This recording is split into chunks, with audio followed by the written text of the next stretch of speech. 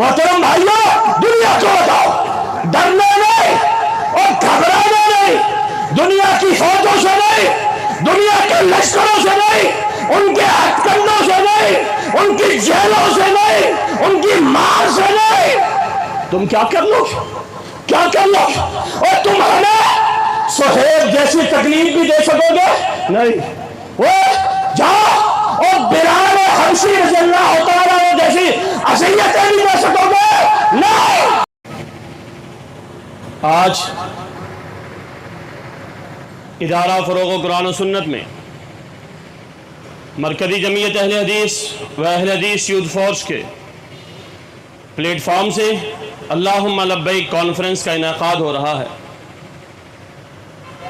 اور یہ جمع غفیر دیکھ کر اور یہ لوگوں کا ایک اجتماع دیکھ کر الحمدللہ دل کو ایک سکون، ایک قرار اور ایک راحت محسوس ہو رہی ہے کہ اللہ کی توفیق سے اہل حدیث ان کو جب بھی اللہ کے نام کے لیے بلایا جائے گا، ان کو جب بھی اللہ کی کبریائی کے لیے کھڑا کیا جائے گا، ان کو لوگ پکڑ پکڑ کے روکنے والے ہوں گے، ان کو لوگ لالچ دے کے بھی روکنے والے ہوں گے، لیکن انشاءاللہ یہ اہل حدیث ان ماں کے بچے ہیں، ان باپوں کی اولاد ہے کہ جنہوں نے اللہ کی توحید کے لیے کٹنا تو گوارا کیا ہے، رکنا گوارا، آواز نہیں آئی، رکنا گوارا آئے ہو اللہ کی توحید کے لیے۔ آج اس پلیٹ فارم سے کسی چیز کی دعوت نہیں دی جائے گی سوائے اللہ کی توحید کے، اللہ کی کبریائی کے لیے، اللہ کی عظمت کے لیے، اور آپ کو یہ پیغام دیا جائے گا کہ لوگوں یاد رکھنا، لوگ آپ کو تنہا کرنا چاہیں گے، لوگ آپ کو توڑنا چاہیں گے، لوگ آپ کا شراشہ کرنا چاہیں گے، لوگ آپ کو منتشر کرنا چاہیں گے، لیکن یاد رکھنا آپ نے کلمہ محمد رسول اللہ کا پڑھا ہے، آپ نے کلمہ اللہ کے نبی کا پڑھا ہے کہ جن کو اللہ نے یہ دعوت دی تھی، یہ پیغام دیا تھا، یا ایھا المدثر قم فانذر وربک فکبر وثیابک فطہر والرجز فاہجر۔ جائے گھروں میں جائیے، سورہ مدثر کی یہ آیات اٹھائیے اور ان آیات کا ترجمہ و تفسیر پڑھیے، اللہ کی قسم آپ کے دلوں کو سرور ملے گا، آپ کے دلوں میں قرار آئے گا۔ اللہ کے پیغمبر علیہ السلام کو اللہ رب العالمین نے یہ ہدایات اس وقت دی تھی جب آپ تنہا تھے، جب آپ اکیلے تھے، جب آپ کے ساتھ جمع غفیر نہیں تھا، جب آپ کے ساتھ کوئی صحابہ کا جھمگٹا نہیں تھا، آپ تنہا تھے، آپ اکیلے تھے، اللہ کی توحید کو لے کے میدان میں نکلے ہوئے تھے، اللہ کی توحید کا ڈنکا بجا رہے تھے، اور لوگوں کا ڈر تھا، لوگ ایک جمع غفیر کی طرح حملہ کر رہے تھے، کوئی کعبۃ اللہ کے صحن میں حملہ کر رہا تھا، کوئی گلی کوچوں میں کوڑا کرکٹ پھینک رہا تھا، کوئی گلے میں رسی ڈال کے پر جو ہے کپڑا ڈال کے گردن کو کھینچ رہا تھا، کوئی پتھر مار رہا تھا، کوئی کچھ کر رہا تھا۔ جرم کیا تھا؟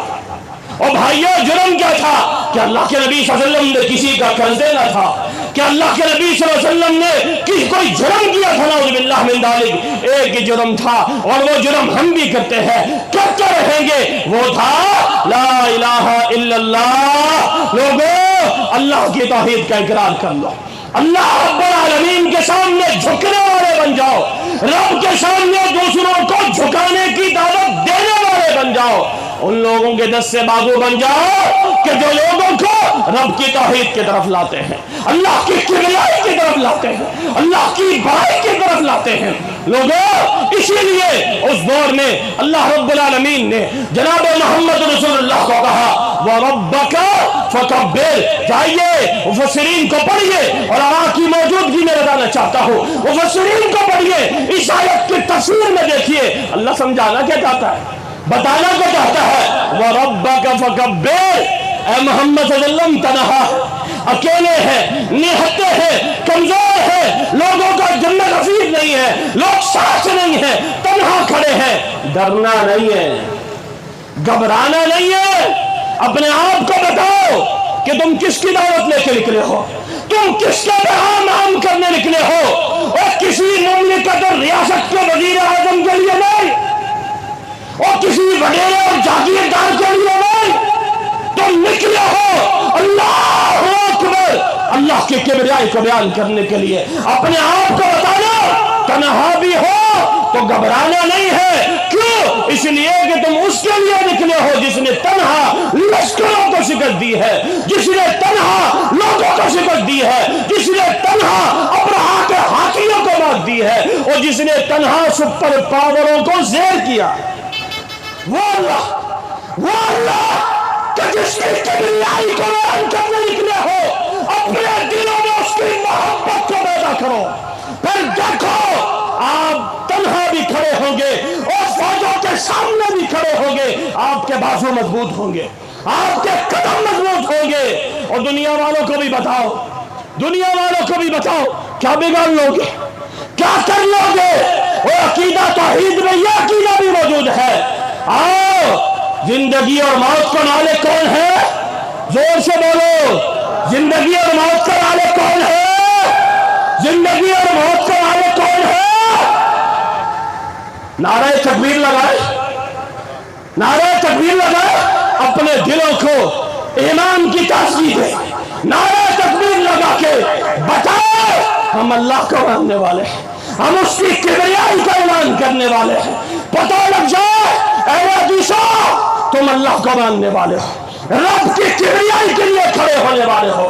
نعرہ تکبیر، نعرہ تکبیر، نعرہ تکبیر۔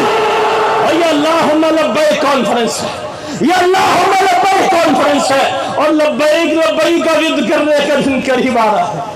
دعا کرو اگلے سال یا اس سال جب اللہ کو منظور ہو، اللہ ہمیں بھی یہ سعادت نصیب فرما دے، اللہ ہم سب کو بھی حج کی سعادت نصیب فرما دے۔ محترم بھائیو، دنیا کو بتاؤ، ڈرنا نہیں اور گھبرانا نہیں، دنیا کی فوجوں سے نہیں، دنیا کے لشکروں سے نہیں، ان کے ہتھ کنڈوں سے نہیں، ان کی جیلوں سے نہیں، ان کی مار سے نہیں۔ تم کیا کر لو گے، کیا کر لو گے؟ اور تم ہمیں سہیب جیسی تکلیف بھی دے سکو گے؟ نہیں۔ وہ جاؤ اور بلال حبشی رضی اللہ تعالیٰ جیسی اذیتیں بھی دے سکو گے؟ نہیں۔ جاؤ، انہوں نے اذیتیں برداشت کی، تکلیفیں برداشت کی، رب کی توحید کو نہیں چھوڑا۔